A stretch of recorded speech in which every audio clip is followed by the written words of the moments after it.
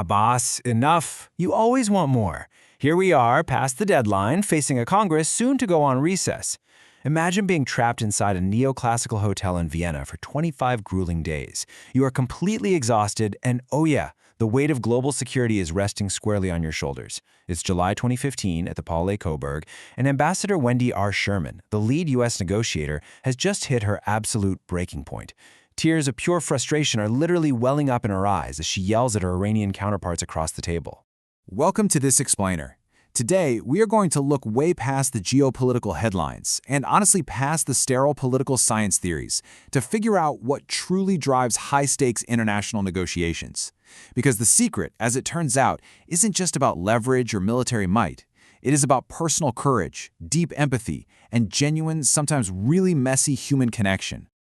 Okay, let's dive into this. We're unpacking the profound insights from Ambassador Sherman's first-hand account, not for the faint of heart. Sherman, of course, led the American negotiating team during the historic 2015 Iran nuclear deal. And through her incredible source material, we're going to explore how the lessons she learned throughout her entire life, from 1960s Baltimore all the way to the rural South, gave her the exact tools she needed to sit across from a historic adversary and actually forge an agreement. To really understand the stakes here, we first need to understand the sheer complexity of the Iran deal itself. Sherman brilliantly describes this negotiation as the world's most complex and consequential Rubik's Cube. The core elements included verifying compliance, limiting the numbers and types of centrifuges, and figuring out how to instantly snap back economic sanctions if Iran violated the terms. And the catch? None of these could be solved independently. If you twisted the cube to fix the centrifuge limits, well, suddenly the verification protocols no longer lined up. That forced a recalculation of everything else with technical experts, international partners, and whole batteries of lawyers. It's like a giant, impossible puzzle.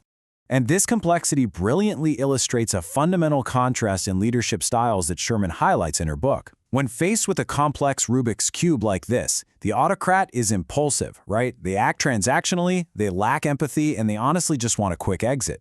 But the diplomat treats negotiation like a massive game of chess. They are inclusive, they weigh every single action carefully, and they understand that every move they make is grounded in history and carries a really profound obligation to the future.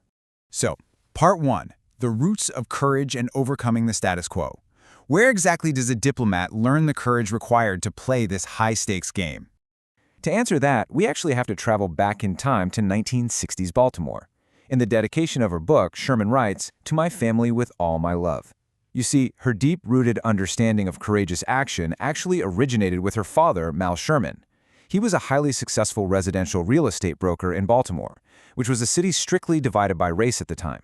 And he made a perilous moral choice during the civil rights movement that would completely define his daughter's understanding of bravery. Back in September 1963, a prominent rabbi named Morris Lieberman challenged his congregation to actively fight systemic discrimination. When Mal Sherman asked the rabbi what he could possibly do, Lieberman replied with these powerful words. "You're a real estate broker. You're more powerful than any priest or any rabbi. You can open up neighborhoods." He challenged Sherman to advertise all his housing listings as open to buyers of any race. And Mal Sherman actually took that challenge. He integrated his office and enacted an open housing policy. But wow, the cost was staggeringly steep. Within 6 months, he lost 60% of his real estate listings. 60%. His competitors actively told the marketplace not to do business with him. The Sherman family even received racist bomb threats over their home phone. By 1968, his once thriving office had to close entirely. So the crucial takeaway here is this. Real change almost always comes at a price. Sherman learned from watching her parents that true courage isn't the absence of fear, and it certainly isn't painless. True courage is having the immense fortitude to stick to a moral vision, even when you face absolutely devastating economic and social costs. It's about taking that very first step to change a frozen reality, no matter how terrifying it might be. Which brings us to Section 2, Thawing Frozen Relationships, focusing on the U.S. and Cuba. Let's see how this localized concept of courage from Baltimore scales all the way up to the global stage. Because changing a frozen international relationship operates on the exact same principle. It requires immense political courage to break the status quo. For over 50 years, the U.S. and Cuba were locked in a diplomatic deep freeze. Think about this intense cycle of tension. The embargo begins in the 60s, leading to a massive refugee raft crisis in the 90s, then the hardening of sanctions through the Helms-Burton Act, and of course the explosive Elian-Gonzalez standoff in 1999. Every single time an American president tried to thaw this relationship, the political blowback was just terrifying. Stepping out of that established, frozen dynamic seemed like absolute political suicide. But then, in 2014, President Obama took a massive political risk. He initiated highly secret talks with Cuba up in Canada. What began as a focused effort to free Alan Gross, who was an imprisoned USAID contractor, eventually expanded into a full normalization of diplomatic relations. It took immense courage to endure the inevitable political backlash at home to finally thaw a 50-year freeze. It's exactly that same willingness to break the mold that Sherman's father demonstrated decades earlier. Moving into Section 3, Forging Common Ground and Navigating Alien Cultures. Because the truth is, courage alone isn't enough to secure a complex diplomatic agreement. You also need empathy. Let's look at the next building block of the Vienna deal rooted in Sherman's experiences in the early 1970s. Before she was a diplomat, Wendy Sherman was actually a social worker. In the early 70s, during the era of deinstitutionalization, which was this movement to shift mentally ill patients out of large state hospitals and into local community centers, Sherman moved to Savannah, Georgia. Now picture this. She is a northern, anti-war progressive feminist who is suddenly thrust into the deeply conservative antebellum culture of the Deep South. She was a complete outsider, trying to help people whose culture she barely understood. One day, a severely battered woman came into the clinic. Sherman, full of righteous indignation, immediately tried to fix the problem by just laying out resources for the woman to leave her husband. Well, the woman never returned. Sherman realized with deep regret that in this conservative, religious community, the woman simply wasn't ready to leave. She just needed someone to listen to the psychological pressure she was under.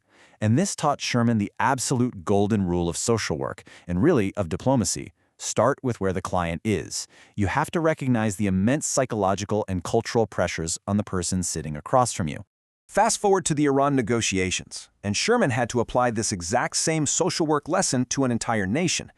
She had to genuinely understand Iran's culture of resistance. From the Iranian perspective, their very identity was built on resisting Western imperialism, stemming all the way back to the 1953 US-backed coup. To ever hope to make a deal, the American team had to deeply understand this profound mistrust. You can't just walk in and demand a fix. You have to understand where your counterpart is starting from. So the U.S. bravely applied this by forging common ground through a secret back channel hosted by the Sultan of Oman. For years, the absolute U.S. stance was zero enrichment of uranium by Iran. But President Obama shifted the strategy. By offering the possibility of strictly monitored, limited enrichment, the U.S. stopped treating Iran simply as a rogue enemy and started treating them as a credible partner in negotiation. By acknowledging their psychological need to maintain their civil nuclear pride, the U.S. provided Iran the crucial political space they needed to finally say yes. All right, Section 4, the human element, breaking the deadlock. This brings our narrative fully back to that incredibly tense room in Vienna. Let's look at how all these elements, courage, cultural empathy, and starting where the client is, ultimately broke the grueling deadlock. First things first, they had to humanize each other. Because of conservative Islamic customs, Sherman, as a woman, could not shake hands with the Iranian men. Now, this could have been a massively alienating barrier, but Sherman used it. She explained to the Iranian negotiators that she actually grew up in an Orthodox Jewish neighborhood in Baltimore, where the exact same rules applied to touching the opposite sex. Suddenly, this awkward workaround, pressing the right hand to the chest and nodding, which felt a bit like a Marx Brothers routine, was transformed into a genuine point of shared cultural understanding. And these seemingly small moments began to snowball. Behind those closed doors, during incredibly tense standoffs, Sherman and Iranian lead negotiator Abbas Arachi found themselves swapping photos of their brand-new grandchildren on their phones.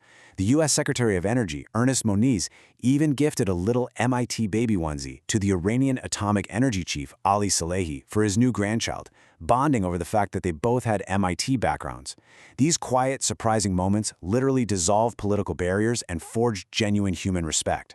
These shared vulnerabilities created a really powerful group dynamic. When negotiators relate to each other's aches, pains, and family joys, the tone of the room fundamentally shifts. A fractured room of global adversaries transformed into a cohesive unit. The mindset shifted entirely from a cynical "we will never get to peace" to a desperate mutual drive of "we absolutely must get to peace." And this loops us perfectly back to our opening hook. It's day 25. The deadline is blown. Aragachi suddenly tries to reopen a settled issue, playing these tactical games, and Sherman snaps. She yells, and yes, she begins to cry out of sheer, unadulterated frustration. But here's the thing. This wasn't a weakness. It was the ultimate human connection. It was so remarkably authentic that it shocked the Iranian negotiators into stunned silence. They saw her not as a tactical American opponent, but as a human being who had poured her entire soul into reaching a mutual peace. That tearful reckoning was the final turn of the Rubik's Cube. The Iranians dropped their tactical games, and the deal was finalized. As we wrap up this explainer, I want to leave you with a final thought to chew on. In a world that increasingly respects ultimatums and walking away from the table, is diplomacy actually our most courageous act? Ambassador Sherman's story shows us that true courage isn't about flexing military muscle or shouting across a divide.